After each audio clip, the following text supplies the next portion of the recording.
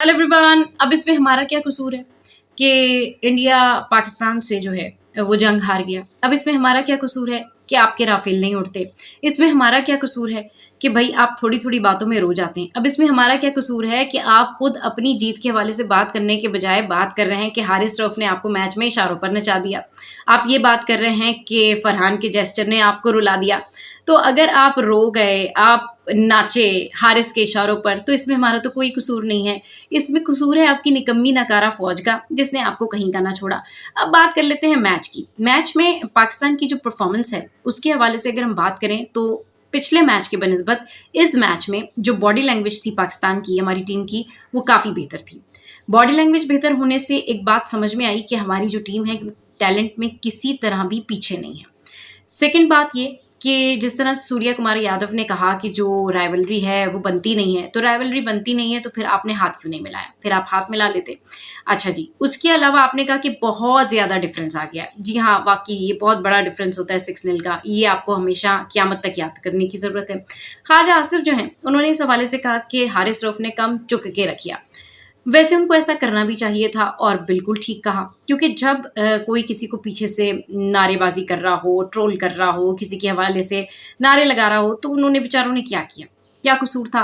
क्या कसूर था हारिस रऊफ का? उन्होंने आपको सिर्फ यही तो बताया कि 6-0 जो है ये याद रखें। इसके अलावा उन्होंने बस आपको यही तो बताया कि कैसे राफेल गिरता है।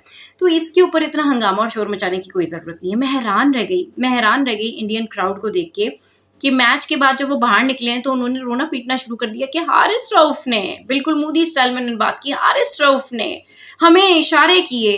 भाई ये इंडियंस के साथ प्रॉब्लम क्या है? पहले आप खुद आके दूसरों को छेड़ते हैं और फिर आप कहते हैं कि जी जवाब आपको तगड़ा मिला है। हमारी शिकायत क्यों कर दी? हमें इशारे क्यों कर दिए? हमारे बारे में ऐसा क्यों कह दिया? पूरे इंडिया में इस वक्त हारिस रऊफ, हारिस रऊफ, हारिस रऊफ, फरहान फरहान फरहान का जेस्चर, फरहान का जेस्चर। वैसे फरहान का ये जेस्चर देख के ना मुझे एक बात की याद आई कि जब इंडिया वर्सेस पाकिस्तान ये मैच होने जा रहा था तो बहुत सारे लोग ये कह रहे थे कि जो गौतम गंभीर साहब है वो जो हैं अगर उनका बस चले तो वो मैदान में AK-47 लेके उतर जाएं पाकिस्तान के खिलाफ। तो वो उतरे ना उतरे, लेकिन फरहान ने जो है ये प्रूव कर दिया कि वो अपनी सेलिब्रेशन ऐसे ही करते हैं और उनका जश्न जो है वो ऐसे ही होता है। तो इस बात पे किसी और को मेरे ख्याल में इस तरह ज़्यादा माइंड करने की ज़रूरत नहीं है, क्योंकि खिलाड़ियों की अपनी अपनी मर्जी होती है। हमारी मर्जी हम जैसे सेलिब्रेट करें, हम जैसे जश्न मनाएं। लेकिन इस वक्त इंडिया में जो क्योस क्रिएट हुआ है उसके बाद अब एक बात तो समझ में आ गई है कि इंडियंस बेईमानी करना कभी नहीं छोड़ेंगे। आपने फ़खर जमान के साथ जो कुछ किया, आईसीसी की इजारादारी है, ये बात समझ में आती है, लेकिन आपने गलत आउट दिया। अगर फ़खर जमान चल जाते तो डेफिनेटली आप मैच नहीं जीतने वाले थे।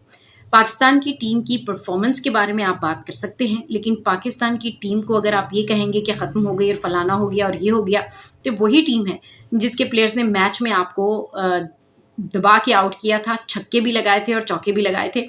और ये वही टीम है जिसने आंखों में आके डाल के जो है ना वो आपके आपके सामने जब छक्के चौके लगाने शुरू किए थे तो सूर्या कुमार यादव की पहली या दूसरी बॉल पे जो एक्शंस थे ना वो देखने वाले थे कि किस तरीके से वो अपनी ज़ुबान दांतों में लेके ये कह रहे थे कि बस ये क्या हो गया। प्रॉब्लम ये नहीं होती है, प्रॉब्लम ये होती है कि खेल को खेल की तरह लेना चाहिए, स्पोर्ट्स को स्पोर्ट्स की तरह लेना चाहिए। लेकिन जब आप स्पोर्ट्स में पहलगाम वाक़या लेकर आएँ और अपनी निकम्मी इंडियन फ़ौज को डेडिकेट करें, क्योंकि आपकी फ़ौज तो आपके लिए कुछ करती नहीं है, तो इंडियन फ़ौज जो है वो डोनेशन मांगने ज़रूर पहुंच जाती है शोज़ के ऊपर, लेकिन वैसे कुछ नहीं करती आपकी फ़ौज। तो क्या होता है कि आपकी फ़ौज तो कुछ करती नहीं है। अब जो कुछ करना होता है अपनी आवाम को आपने करके देना होता है या बॉलीवुड ने करके देना होता है। तो अल्हम्दुलिल्लाह, अल्लाह का शुक्र है, हम जिस कंट्री से बिलोंग करते हैं ना, हमारे यहाँ क्रिकेट भी बहुत अच्छी है, हमारे ड्रामे भी बहुत अच्छे हैं और हमारी एंटरटेनमेंट भी बहुत अच्छी है और हमारा एक्शन वो तो उसका मज़ा आप चख ही चुके हैं। अब बात कर लेते हैं कि प्रोफेशनलिज्म। प्रोफेशनलिज्म आप लोगों में नहीं है, क्योंकि स्टार्ट आप लोगों ने किया। आप लोगों ने नहीं हाथ मिलाया, आप लोगों ने शुरू में अपना जेस्चर बहुत बुरा शो किया। आप लोगों को अब प्रॉब्लम ये है ना, इसमें हमारा कसूर क्या है? हमें बताएं, हमारा कसूर क्या है? आप आते हैं हमारे मुल्क में दहशतगर्दी करते, हम आपको मार के भेज देते हैं, फिर मैच होता है, फिर उसके बाद आपका रोना गाना शुरू हो जाता है। चैंपियंस लीग जो लेजेंड्स लीग थी उससे आप भाग जाते हैं, फिर उसके बाद आप कहते हैं कि जी जो चैंपियंस लीग लेजेंड्स लीग खेलेगा वो पेट्रियाटिक नहीं है, फिर आपका आईसीसी एशियन कप के लिए मान जाता है, फिर उस मैच में आप जीत जाते हैं। और मैच अगर आप जीत जाते हैं तो भाई जाएं, आप अपने मैच जीत गए, आप अपनी सेलिब्रेशन कर लें, नहीं उसमें भी आपको हारिस के इशारे, फरहान के इशारे। तो पाकिस्तान का फीवर ना आपके सर पे चढ़ के बोलता है, तो इसमें हमारा कोई कसूर नहीं है। हम मैच जीतें या हारें, हमें अपने पाकिस्तानी क्रिकेटर्स से प्यार है, लेकिन आप क्या अगर क्रिकेटर हार जाता तो फिर क्या होता? बॉलीवुड में मूवी बनने में अभी टाइम है। बॉलीवुड की मूवीज़ अभी नहीं आने लगी। इतनी जल्दी अक्षय कुमार मूवी नहीं बनाएँगे, तो आपके दिलों को ठंडक नहीं मिलने वाली। इसके अलावा अभी जंग में आप कभी ज़िंदगी भर नहीं जीत सकते। हर जगह से आपको पसपाई और नाकामी का सामना करना पड़ रहा है।